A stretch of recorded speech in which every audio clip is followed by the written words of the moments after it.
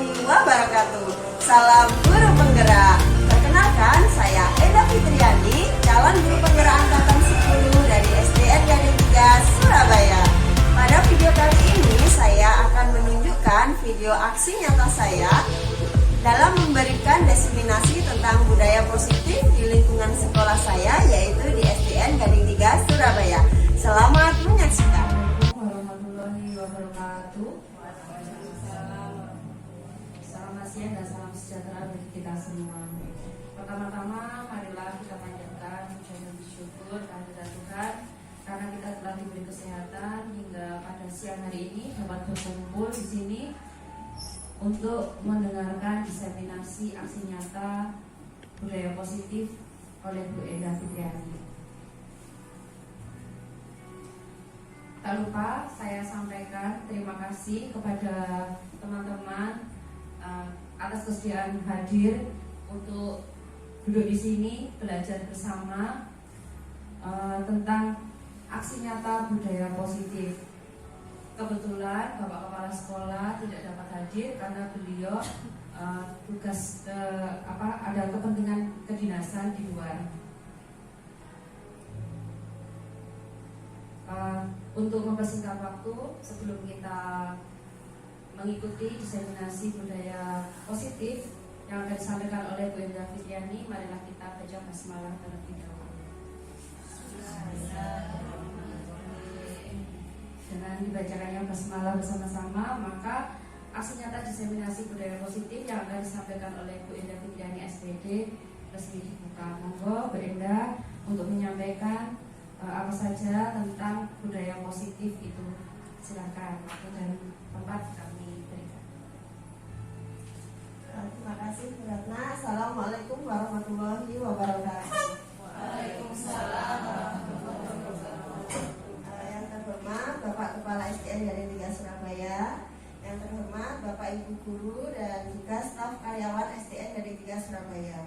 Nah, di sini saya akan mendiseminasikan aksi nyata budaya positif yang saya pelajari di pendidikan guru penggerak angkatan 10 ini. Nah, sebelum kita mulai ke materi budaya positif, kira-kira ada yang tahu tidak budaya positif itu apa? Mungkin ada yang pernah mendengar budaya positif? Sesuatu yang sudah menjadi suatu kebiasaan. Bagus. Mungkin ada yang lain? Pembiasaan yang bersifat positif. Bagus. Pembiasaan yang bersifat positif atau sesuatu yang sudah menjadi kebiasaan. Nah, budaya positif itu merupakan sesuatu yang sudah menjadi kebiasaan positif karena kita di sekolah, berarti yang ada di sekolah. Nah, sebelum kita memasuki materi budaya positif, saya ingin mengajak Bapak Ibu guru berdiri semua dulu. Silahkan bergandengan dengan teman sebelahnya, bukan berhadapan-hadapan maksudnya. Nah, kita akan menampilkan aura positif. Nah, biar kita lebih bersemangat. Nah, bagaimana caranya? Nah, kita akan senyum. Nah, selama 30 detik. Nah, selama 30 detik tampilkan senyum terbaik kita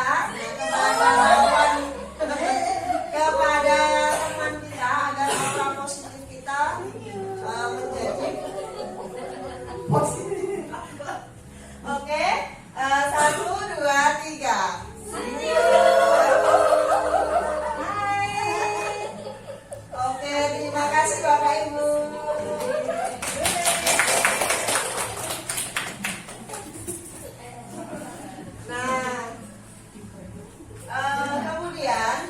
Sebelum kita memasuki acara diseminasi budaya positif, sebelumnya kita akan mengadakan kesepakatan. Kesepakatan forum diseminasi. Nah, yang pertama kita saling menghargai. Jadi saling menghargai yang bicara di depan, atau mungkin nanti Bapak Ibu guru ingin mengutarakan pendapat. Nah, kita saling menghargai. Kemudian menjadi pendengar yang baik. Kemudian selanjutnya aktif. Kemudian boleh makan minum dengan tenang. Mungkin ingin minum atau makan boleh. Kemudian selanjutnya, budaya positif seperti tadi.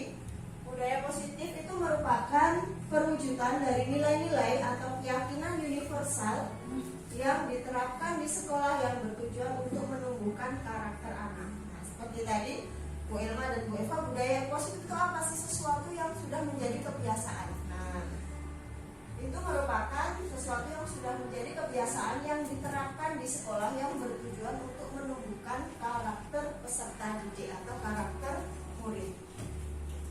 Selanjutnya, nah, kita akan belajar konsep inti budaya positif.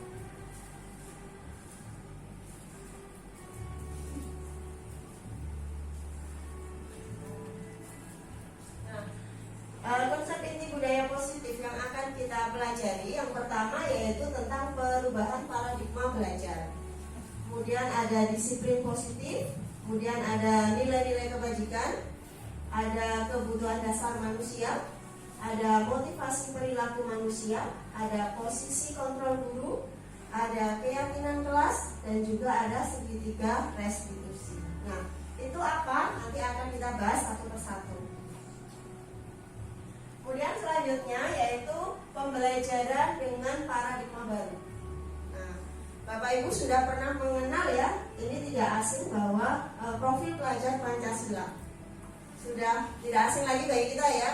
Nah, pembelajaran dengan paradigma baru ini merupakan pembelajaran yang dirancang berdasarkan prinsip pembelajaran berdiferensiasi sehingga para peserta didik belajar sesuai kebutuhannya berdasarkan tahap perkembangan sesuai teori psikologi modern untuk mewujudkan profil pelajar Pancasila. Nah, profil pelajar Pancasila itu ada berapa Bapak Ibu? Ada berapa? 6. Ada apa saja? Mungkin kita bisa nyanyi bersama-sama biar ingat. Nah, kadang anak-anak itu kalau disuruh menyebutkan kan lupa, tapi kalau suruh menyanyi, nah ingat.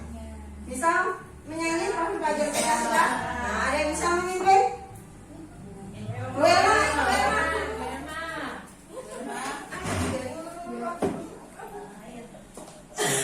Sini Bu Elma.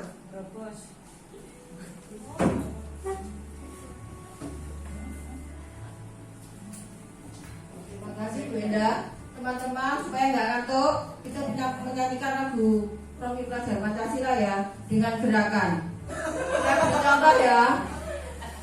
Belajar Pancasila, beriman dan bertakwa pada Tuhan yang Esa dan berakhlak mulia, berkebinekaan global, gotong royong mandiri, kreatif dan bernalar kritis. Bisa. Pertanyaan saya yang pegang aja Bu Elma. Bu Elma yang berat, saya yang pegang mic. Oke, terima kasih. Bisa berdiri mungkin biar lebih semangat. Bisa dimulai? Bisa. 1, 2, 3. Belajar Pancasila, beriman dan bertakwa pada Tuhan yang Esa dan berakhlak mulia, berkebinekaan global, gotong royong mandiri, kreatif dan bernalar kritis. Terima kasih Bu Elma dan teman-teman semua. Nah, itu merupakan profil pelajar Pancasila yang harus kita tanamkan ke dalam karakter anak-anak. Yang pertama, beriman dan bertakwa kepada Tuhan Yang Maha Esa, kemudian berkebinekaan global, bergotong royong, mandiri, kreatif, dan bernalar kritis. Nah, selanjutnya miskonsepsi tentang teori kontrol. Nah, kita kan sebagai guru bisa mengontrol anak-anak ya. Anak-anak disuruh melakukan apa mereka lakukan. Nah, ternyata menurut teori ada miskonsepsi tentang teori kontrol. Yang pertama yaitu ilusi bahwa guru itu mengontrol murid. Nah, sebenarnya guru itu menurut teori nggak bisa mengontrol murid, tapi muridlah yang bersedia untuk dikontrol oleh gurunya. Kemudian yang kedua, ilusi bahwa semua penguatan positif, efektif, dan bermanfaat. Menurut teori ternyata penguatan positif itu tidak selalu efektif dan tidak selalu bermanfaat. Kemudian yang ketiga, ilusi bahwa kritik dan membuat rasa bersalah mampu menguatkan karakter. Selanjutnya, ilusi bahwa orang dewasa berhak untuk memaksa. Jadi orang dewasa itu ternyata menurut teori tidak berhak untuk memaksa anak atau tidak berhak untuk memaksa murid. Kemudian selanjutnya yaitu perubahan paradigma stimulus respon ke pendekatan teori kontrol. Menurut stimulus respon, realitas kebutuhan kita itu sama. Nah, padahal menurut teori kontrol itu kebutuhan kita berbeda. Kebutuhan masing-masing anak, kebutuhan masing-masing individu itu berbeda. Kemudian semua orang melihat hal yang sama. Nah, padahal sebenarnya menurut teori kontrol, setiap orang itu memiliki gambaran yang berbeda. Kemudian kita mencoba mengubah orang agar berpandangan sama dengan kita. Menurut teori kontrol, kita berusaha memahami pandangan yang lain tentang dunia. Kemudian perilaku buruk itu dilihat sebagai suatu kesalahan. Nah, kadang kita kalau melihat murid kita melakukan suatu penyimpangan, kita langsung menjas, oh dia melakukan kesalahan, kan seperti itu. Padahal menurut teori kontrol, semua perilaku itu memiliki tujuan, baik itu perilaku menyimpang atau perilaku tidak menyimpang. Yang nanti akan kita bahas selanjutnya. Kemudian orang lain mengontrol saya. Seharusnya atau menurut teori kontrol itu hanya kita, hanya Anda yang bisa mengontrol diri kita sendiri. Saya bisa mengontrol orang lain. Nah, Anda tidak bisa mengontrol orang lain. Kita nggak bisa mengontrol orang lain sebenarnya. Kemudian pemaksaan ada pada saat bujukan gagal. Menurut teori kontrol, kolaborasi dan konsensus menciptakan pilihan-pilihan baru dan selanjutnya. Nah, materi yang kedua yaitu tentang disiplin positif. Disiplin positif ini mengacu pada disiplin diri yang memiliki tanggung jawab terhadap apa yang dilakukannya berdasarkan nilai-nilai yang telah diyakini. Nah, disiplin positif ini merupakan salah satu cara penerapan disiplin yang bertujuan untuk menumbuhkan kesadaran serta pemberdayaan peserta didik tanpa imbalan penghargaan atau ancaman atau hukuman. Nah, sebagai seorang pendidik, tujuan kita adalah menciptakan peserta didik yang memiliki disiplin diri, sehingga mereka berperilaku mengacu kepada nilai-nilai kebajikan yang telah mereka yakini dan memiliki motivasi intrinsik. Motivasi intrinsik itu motivasi dari dalam dirinya sendiri dalam perubahan perilaku ke arah yang lebih baik. Selanjutnya ini nilai-nilai kebajikan yang yang diakui oleh institusi atau organisasi yang barusan kita praktekkan, yaitu nilai-nilai kebajikan dari profil pelajar Pancasila yang terdiri dari beriman dan bertakwa, berakhlak mulia, berkebinekaan global dan lain sebagainya. Kemudian ada teori dari Ibu Primarius program itu tentang toleransi, rasa hormat, integritas, dan lain sebagainya. Kemudian ada keterampilan hidup. Nah, keterampilan hidup ini meliputi dapat dipercaya, lurus hati, menjadi pendengar yang aktif. Itu merupakan nilai-nilai kebajikan yang ada pada diri anak. Kemudian tidak merendahkan orang lain, kemudian dapat memberikan yang terbaik dari dirinya.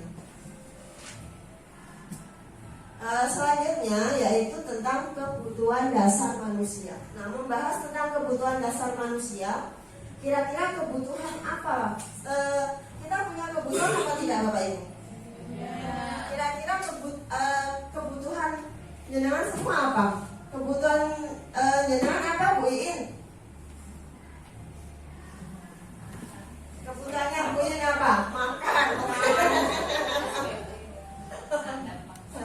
Andini, Bu Andini, kebutuhannya apa, Bu Andini? Makan. Bu Elma, kebutuhannya apa, Bu Elma? Rekreasi. Oke. Ada kita butuh makan, kita butuh rekreasi. Kita butuh untuk dihargai nggak kira-kira? Butuh. Kita butuh untuk diajak ngomong nggak? Nah, itu merupakan kebutuhan dasar manusia. Nah, menurut teori kebutuhan dasar manusia itu merupakan segala sesuatu.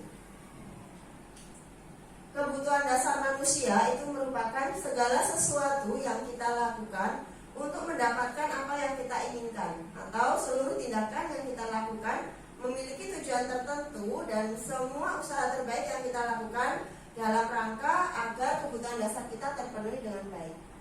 Nah, kebutuhan dasar manusia. Nah, misalkan ketika seseorang murid melakukan suatu perbuatan yang bertentangan dengan nilai-nilai kebajikan atau melanggar aturan, hal itu sebenarnya dikarenakan karena mereka gagal memenuhi kebutuhan dasar mereka.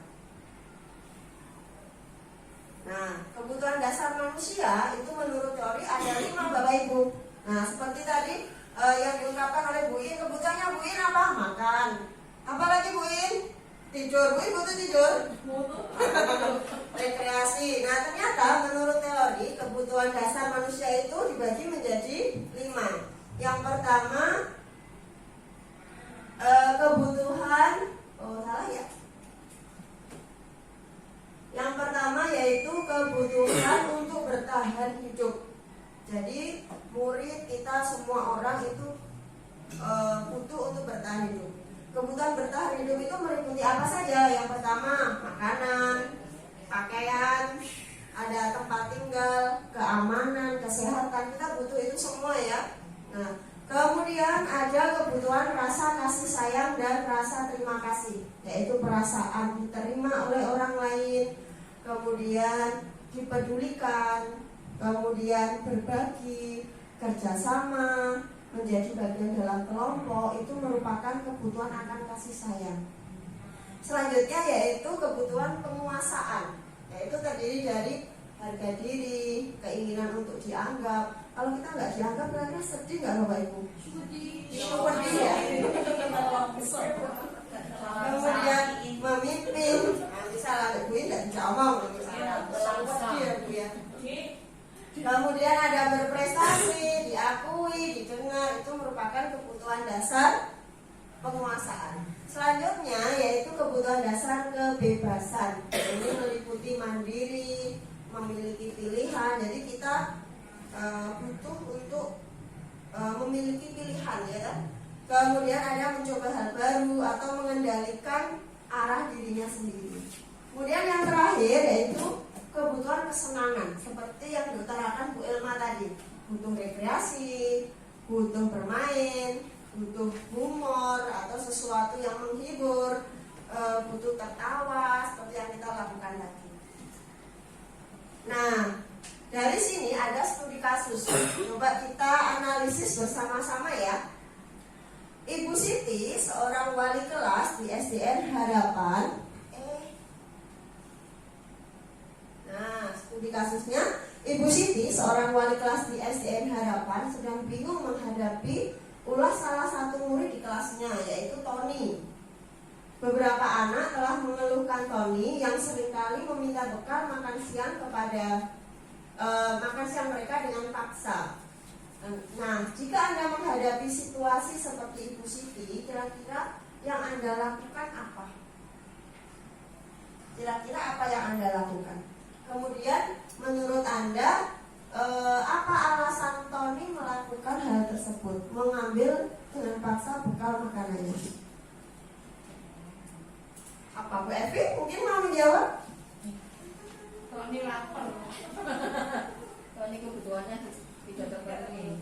Iya, kira-kira kalau Ibu Siti itu kita, misalkan, apa yang kita lakukan? Apa yang panjenengan lakukan untuk memanggil Tony. Memanggil Tony, ditanya, gitu ya? Oke, Masya Allah. Iya, memanggil Tony, kita tanyai, jangan langsung dimarahi ya Bapak Ibu. Nah, menurut teori, kalau seseorang melakukan kesalahan itu jangan langsung dimarahi. Nah, harus ditanya dulu. Ditanya dulu kenapa, alasannya apa. Kemudian kira-kira Alasan Tony melakukan hal tersebut itu apa? Ingin diperhatikan. Mungkin ingin diperhatikan. Tidak dibawakan bekal.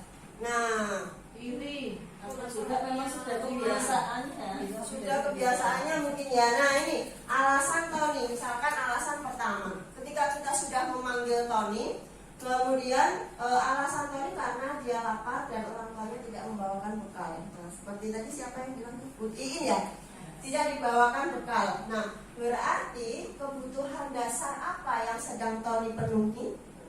Iya, kebutuhan untuk bertahan hidup. Dia lapar, dia membutuhkan makanan. Kenapa dia melakukan itu? Karena dia ingin memenuhi kebutuhannya. Karena kebutuhannya tidak terpenuhi sehingga dia melakukan penyimpangan.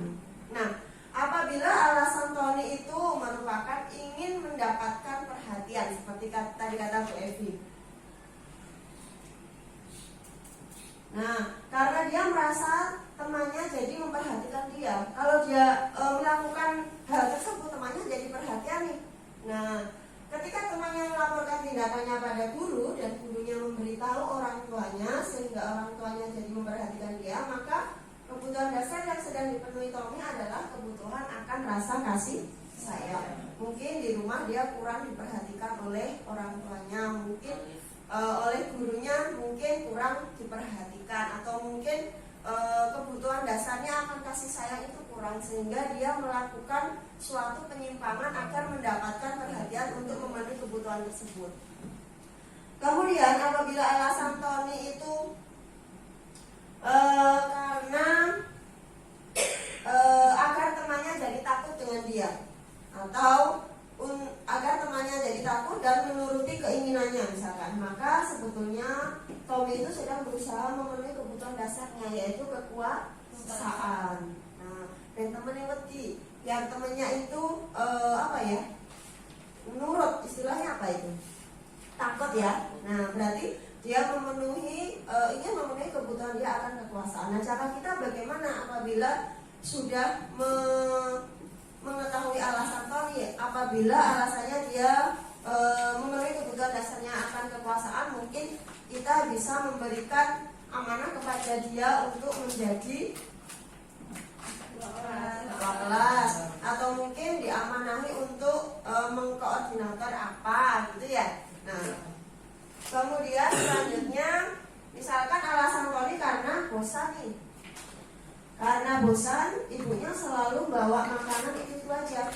Oleh karena itu dia ingin mencoba makanan teman-temannya yang beraneka ragam.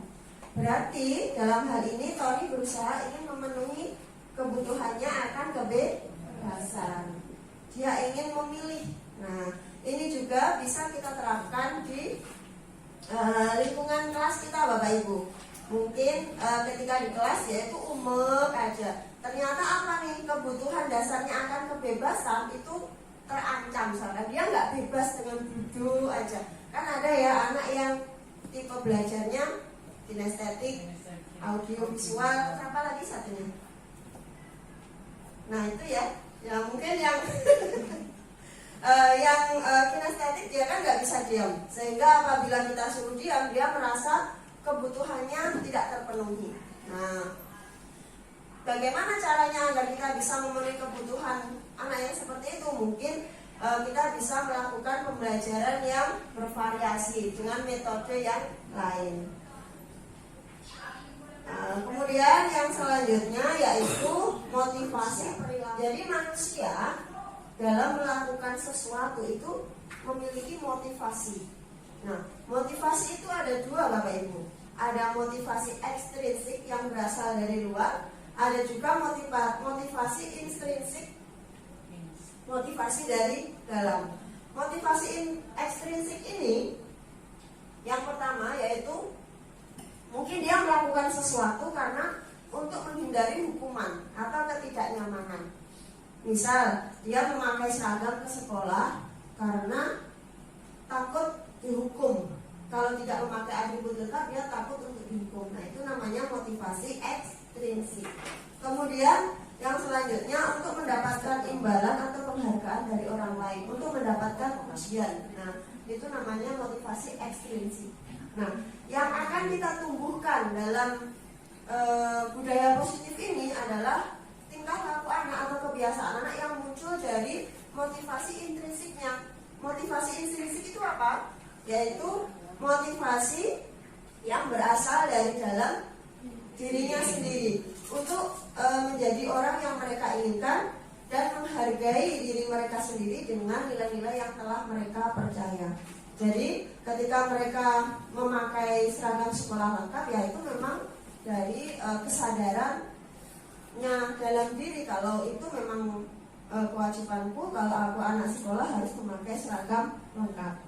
Kemudian selanjutnya, nah dari motivasi ekstrinsik ini ya ternyata ada yang namanya hukuman, konsekuensi, dan restitusi. Kalau hukuman dan konsekuensi kita sudah tahu ya Bapak Ibu ya, kita sudah sering mendengar. Tapi kalau restitusi sepertinya masih awam ya. Saya pun juga seperti itu. Kata restitusi ini baru saya pelajari ketika mengikuti pendidikan guru penggerak. Nah, hukuman itu apa? Kalau hukuman itu dia tidak terencana atau tiba-tiba. Misal nih, ada anak yang ketika upacara bendera dia kayak. Nah, kemudian sama gurunya diberi hukuman. Hukuman itu secara tiba-tiba. Jadi anak nggak tahu nih mau dihukum apa, mau disuruh apa, dia nggak ngerti. Itu namanya hukuman. Jadi hukuman itu bersifat tiba-tiba atau tidak terencana. Kemudian selanjutnya, murid tidak tahu apa yang akan terjadi. Kemudian kalau hukuman itu sifatnya satu arah, jadi dari guru ke anak, jadi murid tidak dilibatkan dalam memberikan hukuman, jadi dia hanya menerima saja. Kemudian hukuman itu berupa fisik atau psikis. Selanjutnya yaitu konsekuensi. Kalau konsekuensi ini terencana atau disepakati sesuai peraturan Bapak Ibu. Misal kalau tidak mengerjakan PR, biasanya apa konsekuensinya? Hukum. Nah, misal kalau tidak mengerjakan PR, menulis ulang misalkan, itu konsekuensi. Mungkin ada yang lain contoh konsekuensi? Nilai.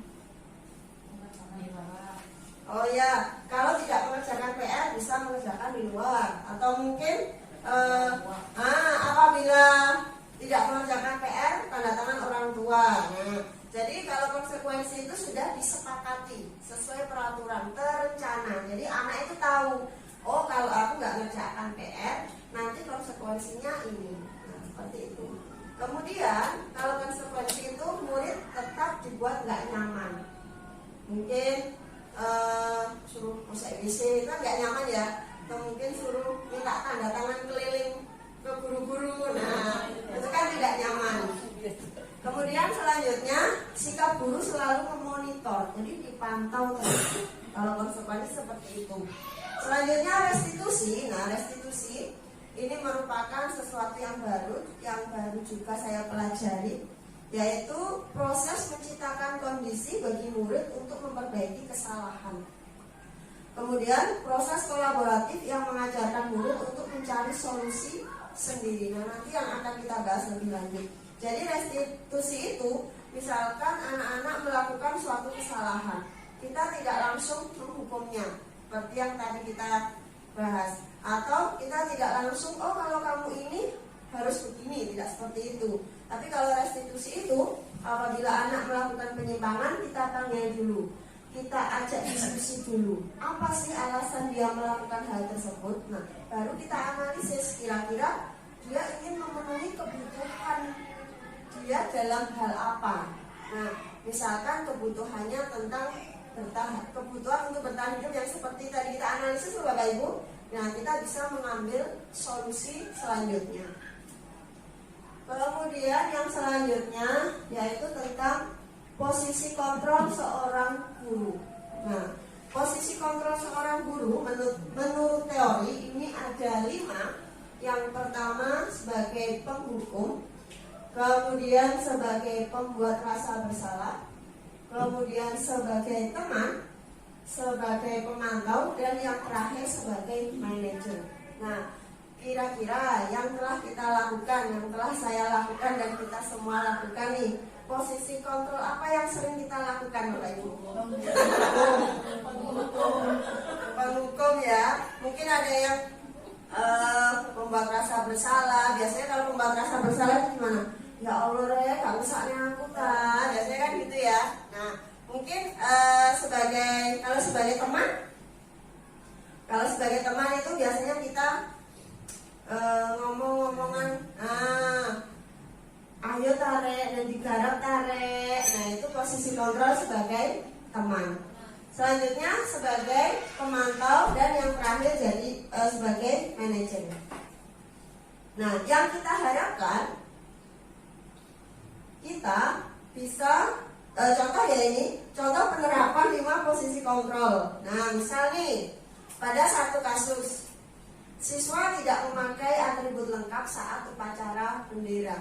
Nah, ini seperti yang kita alami ya. Nah, kalau posisi kontrol kita sebagai penghukum, nah kita akan memberikan hukuman ke anak, hormat pada bendera selama 1 jam, atau mungkin lari keliling lapangan 5 kali. Nah, itu posisi kontrol sebagai penghukum. Apabila posisi kontrol kita sebagai pembuat rasa bersalah, guru tersebut akan berkata, berapa kali ibu harus beritahu kamu itu selalu saja mengecewakan ibu. Nah, itu sebagai pembuat rasa bersalah. Jadi anak tersebut merasa bersalah dengan yang dia lakukan. Kemudian selanjutnya sebagai teman. Nah, posisi kontrol guru sebagai teman ini contohnya misalkan, ayo dong ikuti aturan sekolah, tolong bantu ibu ya, sekali ini saja. Ya sudah, tidak apa-apa. Jadi memaklumi kesalahan anak. Kemudian tapi lain kali jangan berbuat seperti itu lagi ya. Nah, itu posisi kontrol sebagai teman. Kalau sebagai pemantau, itu kalimat yang diucapkan, kamu sudah melanggar peraturan sekolah, kamu tahu konsekuensinya kan? Setelah upacara, kamu beli atribut ke koperasi dan jangan diulangi lagi ya. Nah, itu kalau posisi kontrol kita sebagai pemantau. Selanjutnya yang terakhir yaitu posisi kontrol sebagai manajer. Nah, sebagai manajer, ketika kita melakukan posisi kontrol sebagai manajer, maka kita akan istilahnya apa itu? Menanyai dulu mengapa hal tersebut terjadi, dengan apa kamu tahu kesalahanmu, ditanya dulu, jadi nggak langsung dihukum. Kemudian kira-kira bagaimana kamu memperbaiki kesalahanmu, ya ditanya dulu kesalahanmu apa, misalkan nggak pakai atributmu, terus bagaimana cara memperbaiki. Nah, dia akan mencari solusi atas kesalahannya sendiri. Kemudian coba ini ada apa namanya? Apa sih, tebak-tebakan ya? Nah, misalkan saya kecewa sekali dengan kamu. Nah, kira-kira ini posisi kontrol apa yang dilakukan guru tersebut? Pembuat rasa bersalah. Kita lihat kuncinya. Tetet. Betul sekali. Tepuk tangan. Kemudian selanjutnya, kamu tidak pernah benar melakukannya. Nah, kira-kira posisi kontrol apa ini yang diterapkan oleh guru? Ada yang tahu? Apa? Iya, pintar Bu In, penghukum. Tepuk tangan untuk Bu In. Oh, benar. Kemudian selanjutnya, nah ini, apa rencanamu untuk menyelesaikan masalah ini? Manajer, iya betul sekali. Jadi anak tersebut ditanya masalahnya apa, alasannya apa, terus dia diajak berkomunikasi untuk menyelesaikan masalah dia sendiri. Kemudian selanjutnya, ayolah lakukan demi ibu ya. Kamu nggak kasihan tak? Nah, iya, posisi kontrolnya sebagai teman. Untuk selanjutnya, nah, kamu tidak pernah mendapat nilai jika tidak mengerjakan tugas. Kamu nggak akan dapat nilai nek gak garap tugas rek. Arep ora nilai kok dia nggak tergarap. Nah, itu kira-kira posisinya sebagai apa? Kalau kamu tidak mengerjakan tugas, kamu tidak akan mendapatkan nilai. Ayo, kasih hadiah pulpen. Kira-kira posisi kontrol yang dilakukan guru tersebut sebagai apa? Tetet sebagai pemantau loh Mbak Ibu. Dia memantau kesalahan dan memantau. Dia sudah punya rambu-rambu nih. Guru tersebut sudah punya rambu-rambu. Kalau melakukan ini konsekuensinya ini.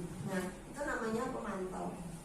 Kemudian selanjutnya tentang keyakinan kelas. Nah, sebelum kita membahas keyakinan kelas, mungkin dari sini ada yang perlu ditanyakan.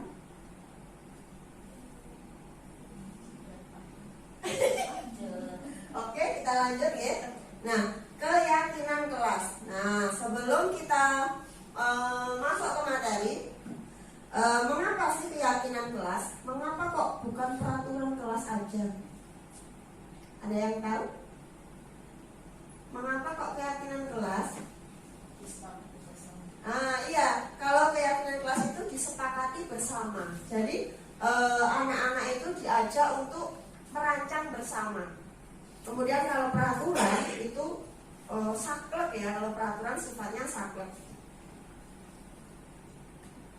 Nah, pembentukan keyakinan kelas. Keyakinan kelas ini bersifat abstrak. Kemudian merupakan pernyataan universal, pernyataan umum. Misal memakai ketika berkendara kita harus memakai helm. Kalau itu merupakan aturan, kira-kira bunyinya apa ya?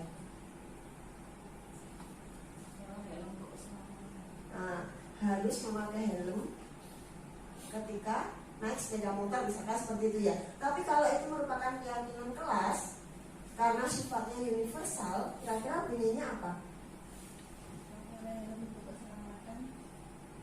Iya, apa itu istilahnya apa ya?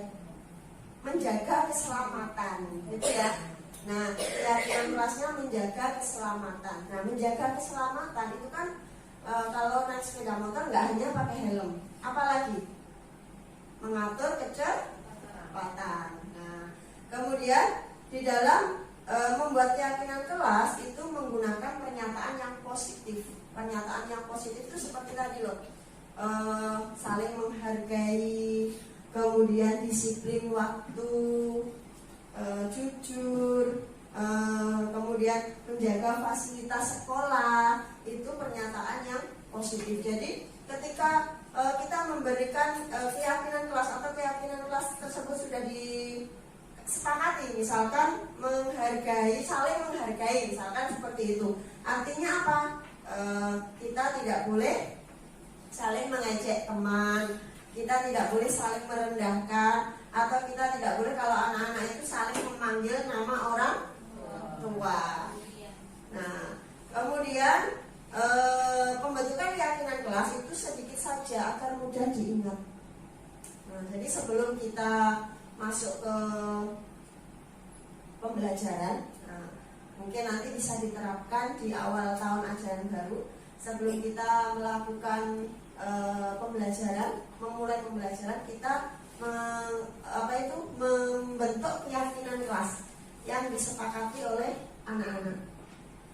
Kemudian keyakinan kelas itu dibuat sesuai dengan kondisi kelas. Jadi masing-masing itu berbeda, boleh berbeda karena sesuai dengan kondisi masing-masing kelas atau sekolah, sehingga hal tersebut mudah untuk diterapkan. Kemudian semua warga sekolah dilibatkan atau warga kelas itu dilibatkan saat membuat keyakinan kelas. Jadi keyakinan kelas kalau di kelas itu berarti guru, siswa juga dilibatkan. Nah, mungkin dalam membentuk keyakinan kelas ini kita bisa menggunakan kertas seperti ini. Ini namanya kertas apa ya? Sticky note. Mungkin kita bisa membagikan kertas seperti ini. Anak-anak boleh menulis keyakinan apapun yang mereka inginkan, misalkan saling menghargai, atau mungkin Bu tidak boleh olok-olok, nah ditulis saja di sini. Kemudian Bu harus menjaga kebersihan, ditulis saja. Nanti setelah itu bisa ditempel di papan, kemudian kita kita kelompokkan bagian yang sama, nanti akan kita rangkum membentuk keyakinan kelas yang bersifat universal dan mudah diingat oleh anak-anak. Kemudian yang terakhir, nah ini segitiga restitusi yang tadi kita bahas. Nah, segitiga restitusi ini merupakan suatu proses dialog yang dijalankan oleh guru agar dapat menghasilkan murid yang mandiri dan bertanggung jawab. Nah, segitiga restitusi ini ada 3 tahap Bapak Ibu. Yang pertama yaitu menstabilkan identitas, kelihatan nggak di situ? Kemudian ada yang kedua, validasi tindakan yang salah. Kemudian menanyakan keyakinan. Jadi dalam menerapkan segitiga restitusi kita melakukan 3 tahap. Nanti ada contohnya. Yang pertama menstabilkan identitas. Nah, menstabilkan identitas ini berdasarkan prinsip bahwa membuat kesalahan itu merupakan bagian dari proses pembelajaran. Karena anak-anak di sekolah ini kan masih belajar ya Bu. Jadi kalau mereka melakukan kesalahan berdasarkan prinsip segitiga restitusi, membuat kesalahan itu adalah bagian dari proses pembelajaran. Nah, bagaimana kalimatnya agar kita dapat menerapkan segitiga restitusi dalam tahap menstabilkan identitas? Kita beri motivasi anak-anak dulu bahwa berbuat salah itu wajar. Ya, dia merasa nih, oh aku salah, tapi dia tidak merasa disalahkan, dia tidak merasa diintimidasi misalkan. Jadi kita kuatkan dulu, berbuat salah itu wajar kok, nggak ada manusia yang sempurna misalkan. Ibu juga pernah melakukan itu, atau mungkin ibu tidak mau mencari siapa yang salah, tapi ibu ingin mencari solusi dari permasalahan ini misalkan. Atau kamu berhak merasa begitu. Oke, lanjutnya yaitu validasi tindakan yang salah. Ini merupakan tahapan kedua dari segitiga restitusi. Berdasarkan prinsip setiap perilaku itu berupaya untuk memenuhi suatu kebutuhan tertentu. Kebutuhannya apa? Seperti yang kita bahas tadi. Ada berapa kebutuhan dasar manusia Bapak Ibu? 5. Ada 5. Nah, segitiga restitusi itu apabila anak tersebut melakukan suatu penyimpangan dengan segitiga restitusi, maka prinsipnya bahwa perilaku yang mereka lakukan itu merupakan upaya untuk memenuhi suatu kebutuhan. Kebutuhan dia itu tidak terpenuhi, makanya kita lakukan dialog. Apa saja yang bisa kita tanyakan? Kamu pasti punya alasan mengapa kamu melakukan hal itu. Kita tanya dulu alasannya apa. Kemudian, padahal kamu bisa melakukan hal yang lebih buruk dari ini. Atau kamu patut bangga karena telah melindungi sesuatu yang penting buatmu. Atau kamu melakukannya karena mempertahankan sesuatu yang penting. Kita lanjutkan. Yang terakhir yaitu menanyakan keyakinan. Makanya tadi kan kita singgung bahwa sebelum kita melakukan pembelajaran, kita bentuk keyakinan kelas dulu.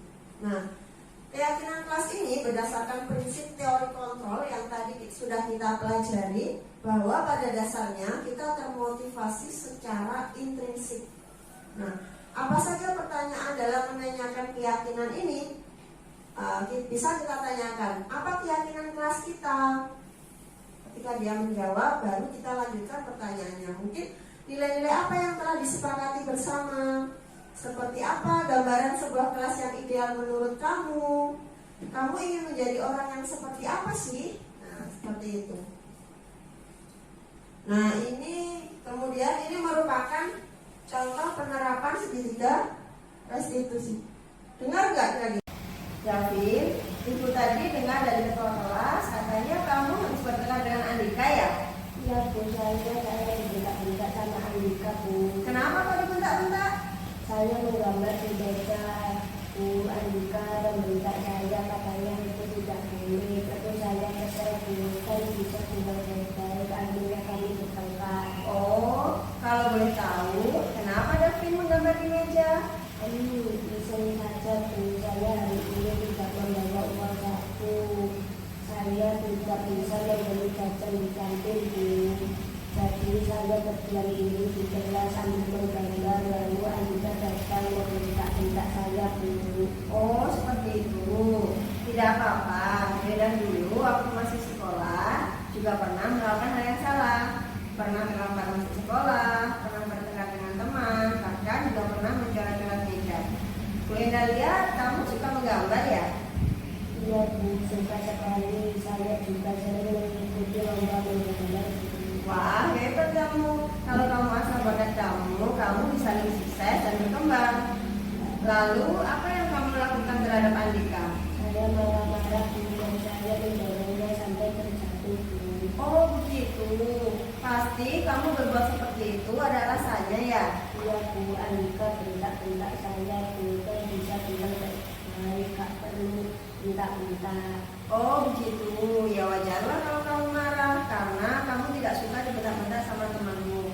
Ibu sangat menghargai tindakan kamu yang tidak berbuat lebih buruk dari itu, misalnya memukul atau yang lain. Gavin, mari kita pikirkan bersama. Kita kan punya kesepakatan kelas. Kira-kira dengan menggambar di meja dan mendorong temanmu, kesepakatan apa yang telah kamu langgar? Menjaga dan merawat fasilitas sekolah Bu. Lalu, Saling menghormati antar teman Bu. menurut kamu saling menghormati antar teman dan menjaga fasilitas sekolah itu penting tidak? Iya Bu. Gavin boleh saja punya hobi menggambar, tapi tidak sampai mencoret-coret meja dan fasilitas sekolah ya. Dan saling menghormati antar teman itu penting loh. Iya Bu, saya minta maaf. Gavin, kira-kira ada tidak solusi agar kamu tidak bertengkar dengan teman? Saya harus lebih sabar Bu. Bagus. Lalu apa yang akan kamu lakukan terhadap Andika? Saya akan meminta maaf Bu karena telah mendorongnya sampai terjatuh. Baik. Lalu apa solusinya agar kamu bisa tetap menyalurkan hobimu menggambar, tapi tidak merusak fasilitas sekolah? Dengan mengikuti ekskul menggambar di sekolah Bu. Oke, solusi yang baik. Tapi ini kan mejanya sudah penuh dengan gambarmu. Bagaimana kamu menyelesaikan masalah ini? Saya akan menghapusnya dan menyapu lantainya agar bersih Bu. Kapan kamu menghapusnya? Nanti pulang sekolah Bu. Oke, ibu tunggu ya. Sekarang kamu boleh kembali ke kelas. Oke, ini tadi adalah proses segitiga restitusi, penerapan segitiga restitusi di kelas.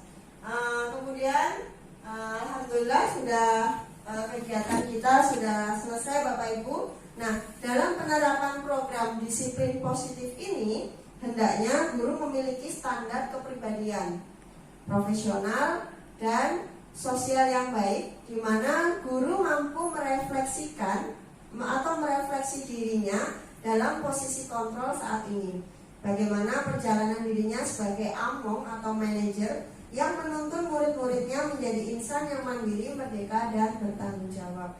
Dari kelima posisi kontrol tadi, alangkah baiknya atau seharusnya kita berperan sebagai manajer. Seperti itu ya, agar kita bisa menciptakan karakter yang baik kepada anak-anak kita. Mungkin dari sini ada pertanyaan Bapak Ibu? Tidak ada? Kalau tidak ada, saya ucapkan terima kasih banyak atas waktunya. Saya akhiri diseminasi hari ini. Wassalamualaikum warahmatullahi wabarakatuh.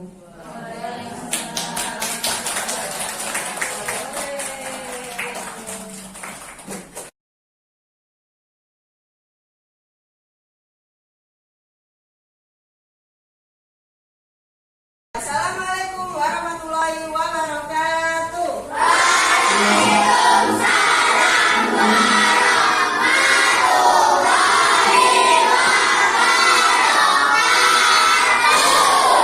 Nah,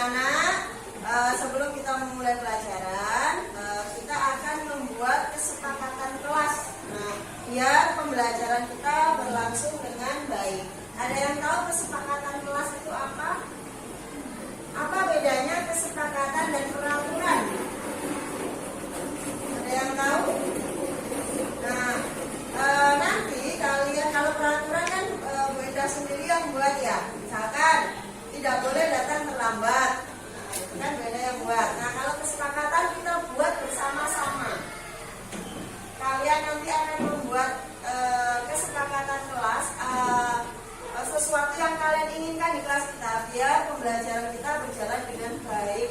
Nah, kalian boleh menuliskan apapun, misalkan agar tidak terjadi pertengkaran kayak David sama Reza tadi. Kalian bisa menuliskan apa? Tidak boleh saling bertengkar. Sesuatu yang membuat kalian nyaman, tulisan di situ. Kita buat aturan atau kesepakatan bersama-sama. Jelas maksudnya? Ada yang masih bingung?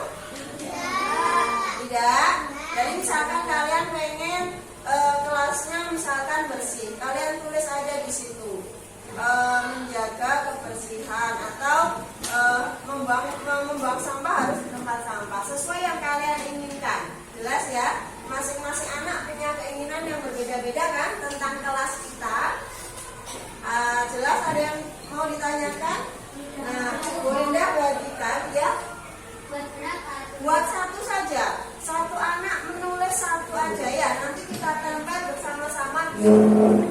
Kalian silahkan nanti Bu Enda bagi satu persatu. Kalian tulis kelas seperti apa yang kalian inginkan.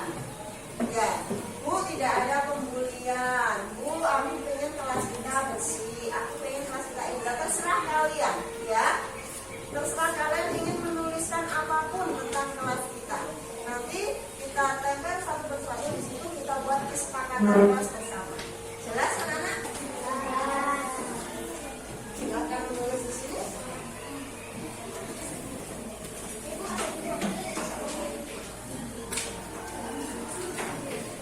Kasihkan bukunya satu.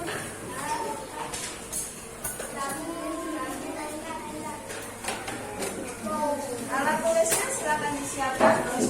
Tulisannya yang jelas ya nak ya.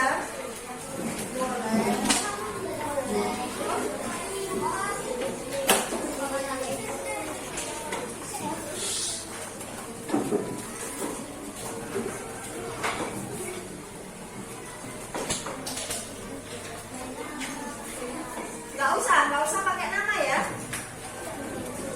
Namanya tidak usah ditulis.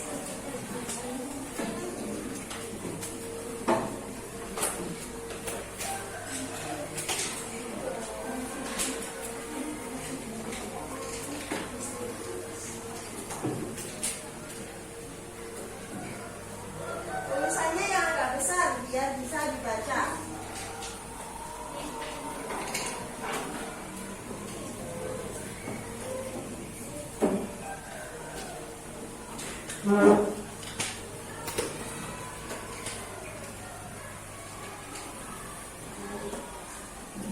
Masing-masing anak punya keinginan sendiri-sendiri tentang kelas kita.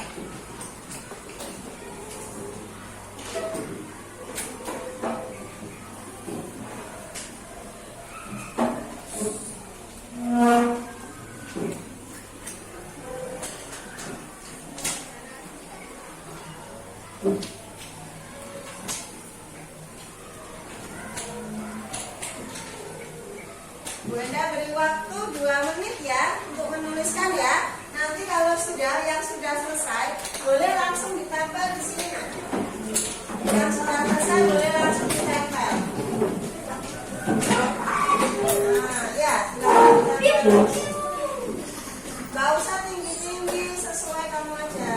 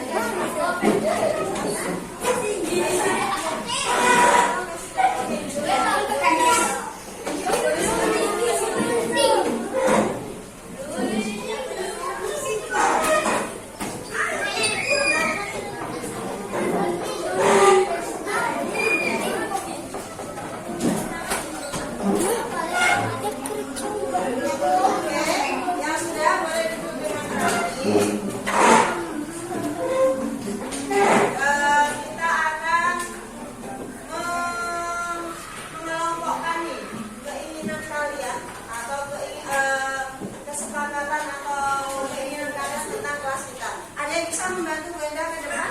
Ya, bisa membantu.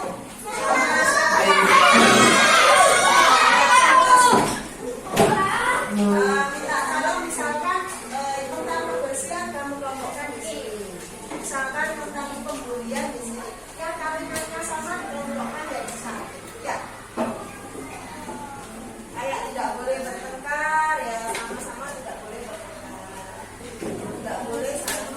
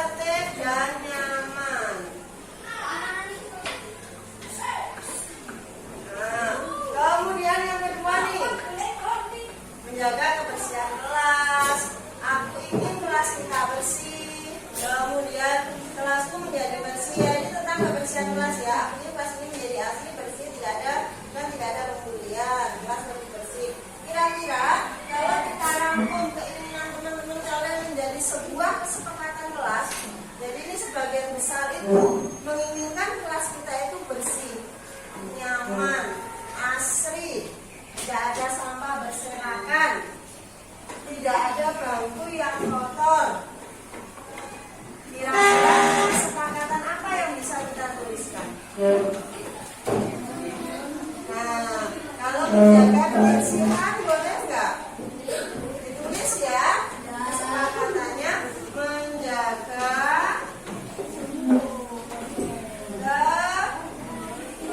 kebersihan.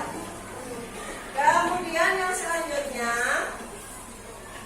tidak boleh bertengkar. Tidak ada yang mengejek orang tua. Kalian senang nggak kalau orang tua dipanggil dengan sebutan orang tua? Kalian misalkan dipanggil dengan nama orang tua suka nggak? Nggak suka, nggak nyaman ya.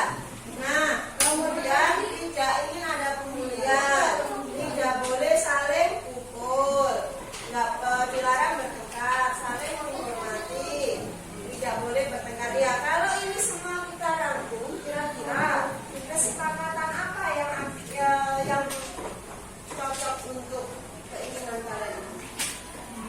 Nggak boleh bertengkar, nggak boleh membuli, nggak boleh ilo-iloan. Kira-kira kesepakatan apa? Ya, itu berarti kita harus saling apa ya? Pintar, harus saling menghargai.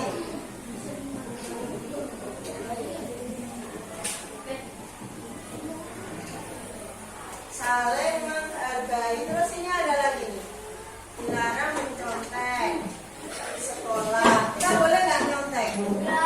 Berarti kesepakatannya apa ini? Kalau dilarang mencontek harus apa kita? Kalau kita nggak boleh nyontek, nggak boleh bohong, berarti kita harus apa? Jujur, pintar. Harus jujur. Ya, ini kesepakatan kelas yang telah kalian buat. Yang pertama, belajar dengan tertib dan nyaman. Belajar dengan tertib dan nyaman itu apa?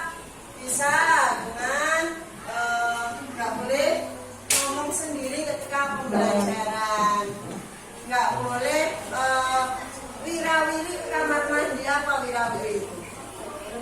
Balik ke kamar mandi. Kemudian yang kedua, menjaga kebersihan. Menjaga kebersihan itu bisa dimulai dari menjaga kebersihan di dalam kelas, menjaga kebersihan di luar kelas, kemudian menjaga kebersihan di bawah meja. Bawah meja kita sudah bersih apa belum? Nah, kemudian saling menghargai. Saling menghargai itu terdiri apa aja, nak? Kita boleh nggak ilo-iloan? Tidak boleh, mak. Ilo-iloan tidak boleh. Terus saling bertengkar boleh nggak? Iya, manggil nama orang tua boleh nggak? Iya, karena ini sudah menjadi kesepakatan kita. Kita harus saling menghargai. Saling menghargai temenmu yang sedang maju ke depan. Misalkan ada temennya yang ditunjuk maju ke depan, menjawab pertanyaan atau menceritakan sebuah cerita. Ya, kalian harus saling menghargai. Bagaimana caranya dengan saling menghargai? Mendengarkan dengan baik. Kalau ada yang ngomong, didengarkan, dihargai. Itu ya. Kemudian selanjutnya jujur. Jujur itu apa? Gak boleh nyontek. Terus ya, gak boleh bohong. Ngomongnya harus jujur. Mungkin ada tambahan lagi, kira-kira kesepakatan kelas apa? Boleh nggak coret-coret meja?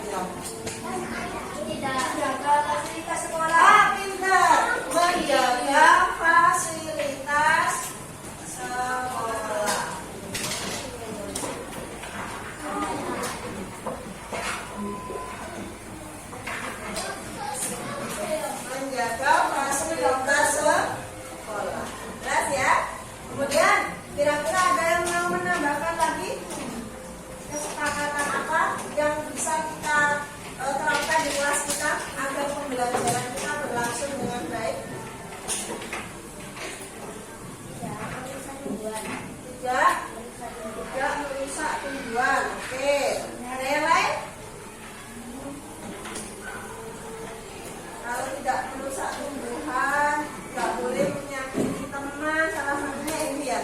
Berarti itu kalau dijadikan satu kata, nah kira-kira kesepakatan apa yang bisa kita tuliskan? Saling menyayangi, boleh? Boleh.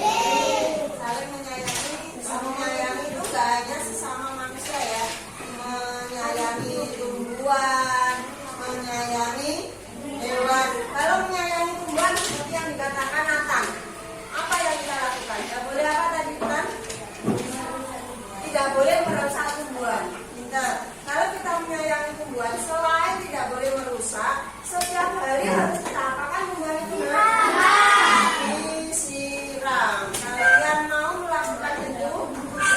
Mau? Ya, karena di depan kelas kita kan ada tanaman ya. Karena kesepakatan kelas kita harus saling menyayangi.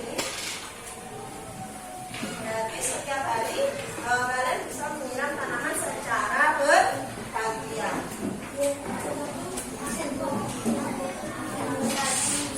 Terus apa lagi?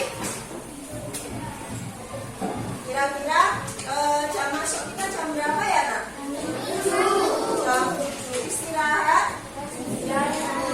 Kira-kira misalkan waktunya pelajaran nih, ada teman kalian yang jam 7:30 baru nyampe, atau mungkin waktunya istirahat, waktunya masuk tapi masih main sepak bola di depan.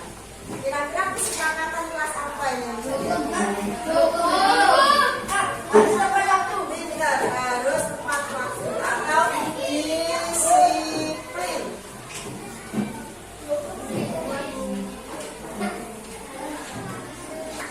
Disiplin waktu. Jelas ya?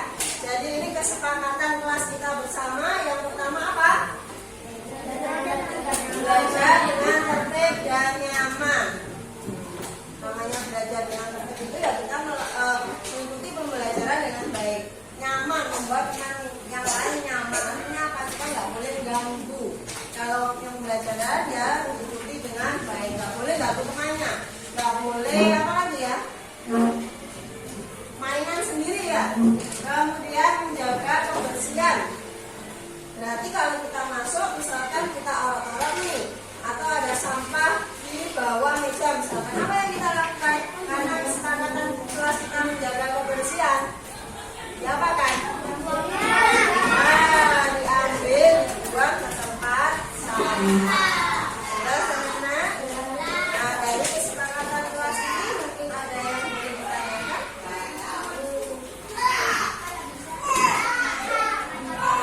Hemat waktu, boleh. Hemat waktu, contohnya seperti apa? Tidak boleh berisi dalam pelajaran. Kita Bella, Mbak Bella mengusulkan hemat waktu. Jadi kalau kelas itu tidak boleh berisik ya, biar waktunya itu tidak habis maksimal gitu ya. Kira-kira kalau itu dimasukkan ke disiplin waktu, boleh nggak Mbak Bella?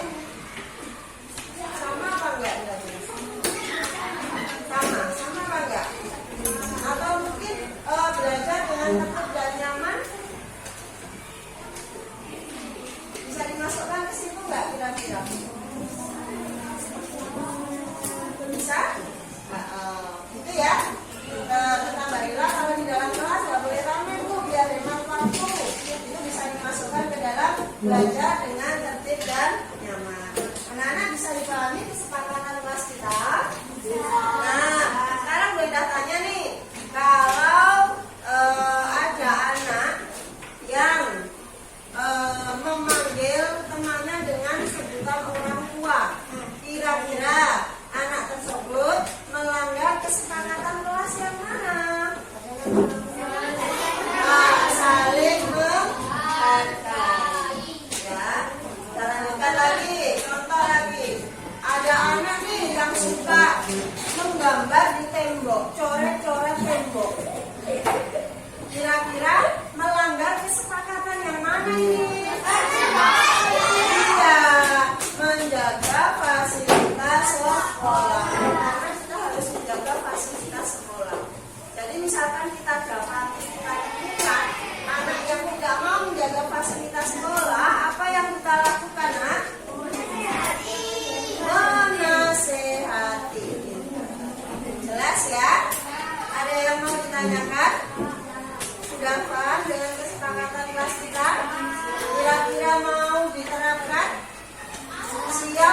melaksanakan kesepakatan